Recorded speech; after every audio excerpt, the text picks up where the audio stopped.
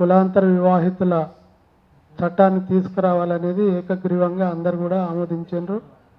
అట్లాగే దీంట్లో ఒక 4 డిమాండ్లు కూడా తీర్మానంలో పెట్టడం అనేది జరిగింది. ఆ తీర్మానాలన్నీ కూడా అందరూ బలపరిచినట్టుగానే అభిప్రాయాలు చెప్పిండ్రు. రాబోయే రోజుల్లో ఇదొక ఉద్యమ రూపంగా ముందుకు తీసుకెళ్తేనే దీన్ని అరికట్టడానికి అవకాశాలు ఉన్నాయి. అయితే ఒక సంఘాలే కాకుండా ఇవాళ బీసీలు రావట్లేదు అని అంటే ఎవరైనా దాని వెనకాల ఓటర్ రాజకీయాలే ఉన్నాయి కాబట్టి అందరు కూడా వాళ్ళ రాజకీయ పార్టీలను వ్యతిరేకించలేకపోతున్నారు. అట్లాగే ఎస్సీలందరూ కూడా అనేక రాజకీయ పార్టీల వెనకాల ఉన్నారు.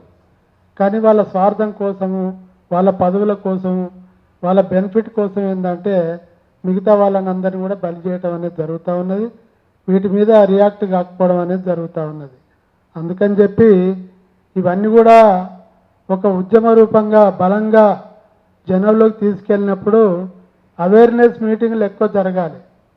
అవేర్నెస్ మీటింగులు ప్రతి మండల కేంద్రాల్లో కూడా నిర్వహించి అక్కడ పోలీసు యంత్రాంగాన్ని కానీ అట్లాగే ఉద్యోగస్తుల్ని కానీ లేకపోతే జ్యుడిషియరీ కానీ వీళ్ళందరినీ కూడా ఇన్వాల్వ్ చేస్తూ ఒక సమావేశాలు కనుక నిర్వహించగలిగితే కొంతమేరకైనా మనం అవేర్నెస్ తీసుకురాగలుగుతాం అనేది నాకు అభిప్రాయం. అందుకని చెప్పి భవిష్యత్తులో ఆ కార్యక్రమాన్ని నిర్వహించాల్సిందిగా కోరుతూ ఈ